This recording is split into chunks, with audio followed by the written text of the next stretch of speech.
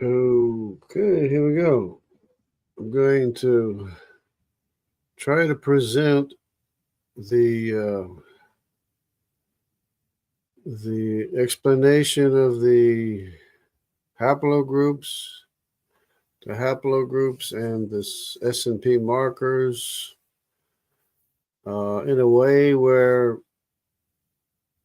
it fits the constraints of the S&P markers, and I'm going to explain it to AI and show you how the conversation goes so that maybe by listening to the AI, what it has or how it explains it or restates what I say, then maybe somebody can understand it better themselves. So let's go right into it. We'll just go ahead and go to the platform here. Okay, let me try to fix this here. What happened here? So I want this one here. Okay, so let's just go ahead and go there. Let me go ahead and to the page then. So I had been explaining it, and it took a while for the AI to understand what I was saying.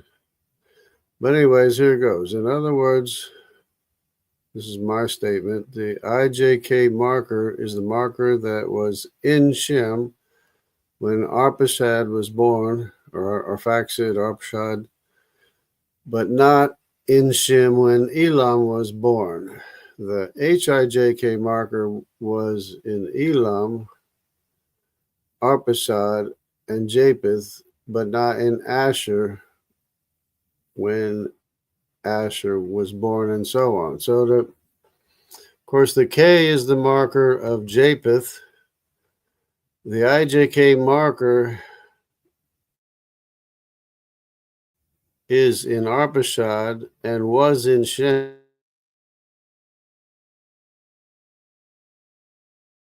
of Japheth. So that should be simple enough. So Arphaxad can share the HIJK marker with his uncle Japheth because Shem and Japheth are brothers. But then when Elam was born, he no longer inherited the HIJK marker. I mean, there's so many markers. These are just picked and chosen for the sake of the out of Africa explanation, trying to support the out of Africa explanation. So they're trying to show a gain of markers showing descendancy. In other words, it's trying to show that Elam, HIJK, trying to show the HIJK marker gave birth to the HIJK marker, which gave birth to the K, which gave birth to all the other ones. That would be elemental PQ, RS, and T. So now, if this is if you've never considered or check this out, this might be a little bit confusing, but you'll be able to understand it as time goes on with my discussion. So here we go. So the Grok says, got it. Your reverse S&P loss model is clicking into place now, because he wasn't understanding fully what I was explaining to him. You're treating these markers, IJK, HIJK, etc., as traits Shem possesses at different points in time, shedding them as he has younger sons, while Japheth and older sons retain earlier states. Let's break it down step by step based on your clarification. Shem's marker progression. Shem starts with a FGHIJK. As father, he holds the set of markers initially, FGHIJK, representing the potential lineages that will define his son. Okay, this is By the time Aaron and Lud were born, Shem still had this marker FGHIJK. Now, just because they have the same letters doesn't mean you're shedding part of the markers. These are different markers. Even though the IJK is in the FGHIJK, it doesn't mean that you're talking about part of the same marker. These are totally different markers, not like you're just shedding the F and the G and the H and the IJ for K. It's that they're totally separate markers. Each marker is a separate marker. K is a separate marker. IJK is a separate marker. HIJK is a separate marker. GHIJK is a separate marker. FGHIJK is a separate marker. Okay, so Arphaxad, the oldest, IJK, when Arphaxad is born, Shem already lost the FGH, leaving the IJK. So he's not quite understanding it. I'm going to have to explain it a little bit more. So when Arphaxad was born, Shem has already lost. So he's thinking he's already lost the F. He's thinking of it just like I said. It's not. It's not like you're shedding parts of this marker. Each marker is a totally different marker. So I have to explain that to him. Arphaxad inherits IJK marker shared with his uncle Japheth, whose K ties back to IJK. Marks Arphaxad as the first splitting carrying I, Europe. Okay, and then he goes into stuff. But so I'm going to have to explain a little bit more to him so that he understands it a little bit better, so he gets a better idea. So I say, let me say it like this.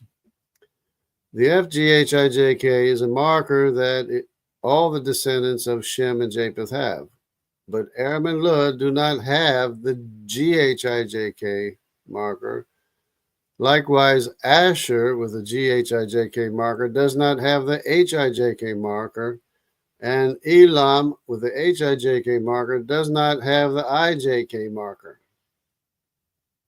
The markers were being lost going from right to left, which is from older to the younger. Instead of being gained from left to right, which would be the younger ones producing, supposedly giving birth to the rest, like the claim out of Africa claim is, the younger ones are actually losing the markers as they're being born. And of course, Nimrod, being of the younger son Ham, is going to have yet another marker. So Nimrod is not going to have in fact, he does have a CF marker, which would include the FGHIJK. But he has another one that would, so all the people on the right retain all the markers on the left. But all the people on the left do not retain all the markers on the right, for as far as Shem's sons are concerned. And Cush's sons after Nimrod don't share the markers either. So Aram and Lud are the youngest sons, certainly are not the progenitors of the other. So each one of these markers are of a lineage that is simultaneous to the brother after they're born. They exist simultaneously as their older brothers' lineages exist as well. So let's see if here's the all right. All right, your clarification sharpens the picture. FGHIJK as a universal starter marker of Shem and Japheth's descendants, with Shem's son losing specific subsets from right to left, older to younger. Let's map this out. HIJK. Every descendant of Shem and Japheth carries this full marker set initially. It's the ancestral baseline tied to Noah's line in Mesopotamia. Reverse loss right to left. Instead of gaining S&P marker over time, left to right, F to FG, FGH, Shem's sons lose markers, subsets from the right, and then as you go from the oldest to the youngest, this flips the usual genetic progression, but he's saying K, then JK, then IJK. So K is the oldest one, the Japheth. The IJK is a marker shared by both Arphaxad and Uncle Japheth.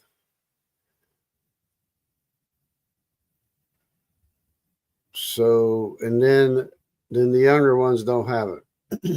Arphaxad, the oldest, has a FGHIJK fully. He doesn't lose anything yet. Born when Shem still carries the complete set. Doesn't have the IJK. Isn't the case. He keeps all, including the IJK, shared with Japheth. Elam has a FGHIJ, loses the K. I still not understanding here. Elam does not have the IJK marker because he's thinking like he's losing letters. He's thinking of losing letters instead of having totally different S&P markers. But it's not about losing letters.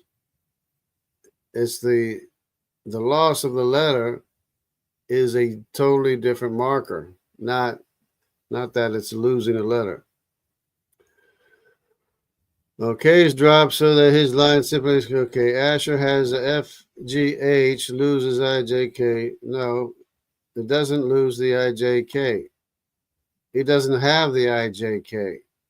But the FGH IJK has nothing in common with IJ. It's a totally separate marker. This is what I got to explain to him because he's not understanding. Probably, I don't know. It's not the easiest thing to understand, but I think you'll see that he does understand eventually. So in other words, he's thinking that losing the letter is the same thing as losing a marker, but it's the letters only represent the S&P marker. When you lose a letter from the FGHAJK, it's not that you're just losing a letter. It's a whole different marker. So this marker here is in Aram, Asshur, Elam, and Arphaxad and Japheth. This marker here, because it's a FGH. Everyone has it going from left to right. Everyone has this marker. And it's not a matter of losing a letter that makes the difference. It's just that if you lose a letter, it's a totally different marker. It has nothing in common. Okay, Shem's progression. So I'm still having to explain. So I didn't quite understand. Let me try again. So I'm saying, let me try again. The IJK marker is lost to Elam. He does not have it, but he does have another marker, HIJK. Asshur does not have the HIJK, but he does have another marker labeled GHIJK.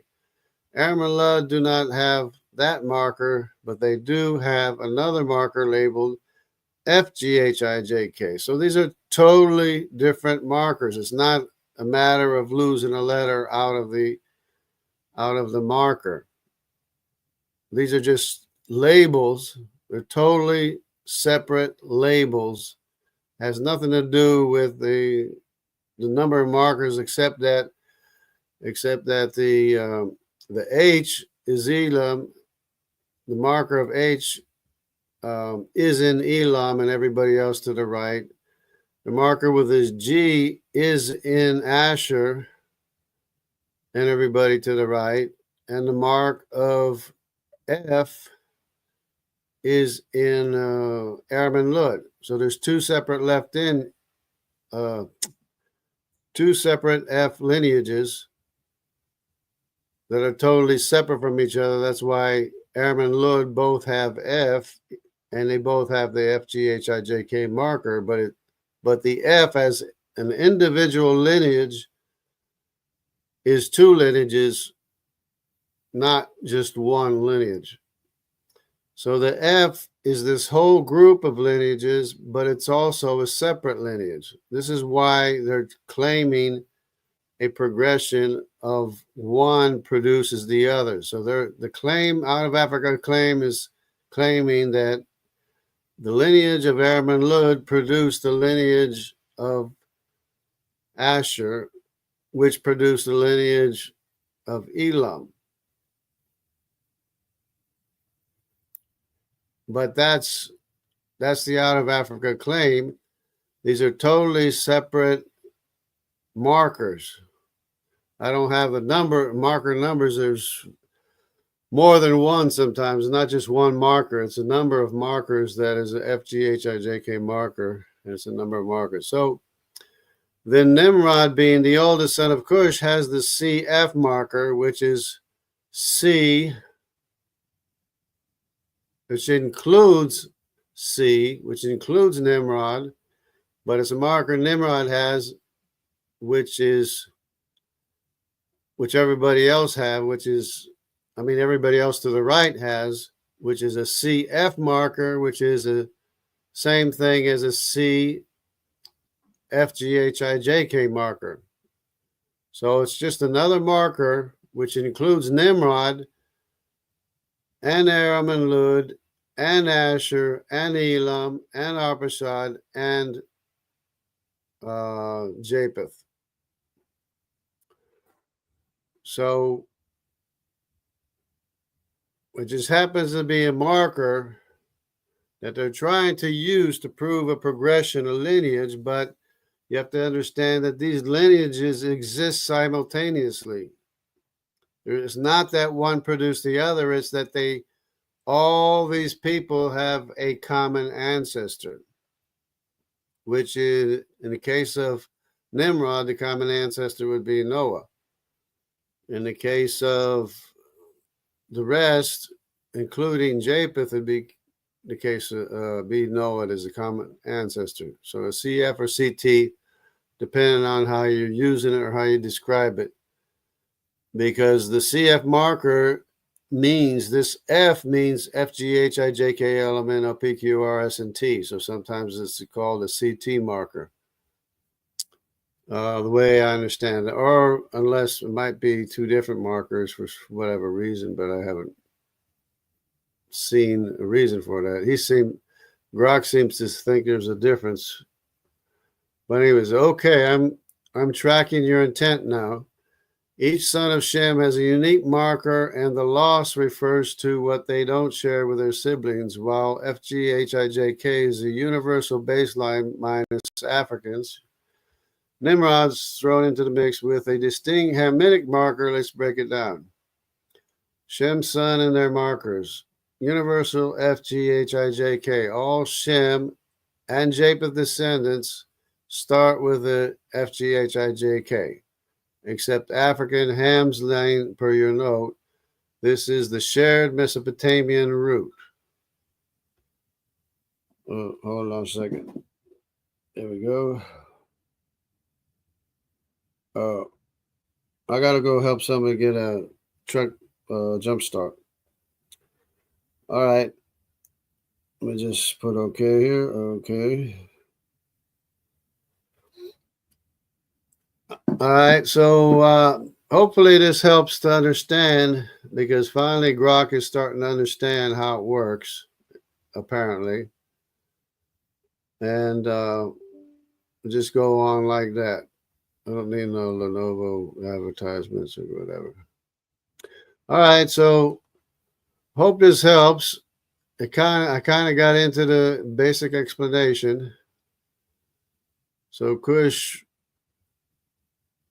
having the same common ancestor as everybody else can share the CF marker, while his younger brothers and cousins do not.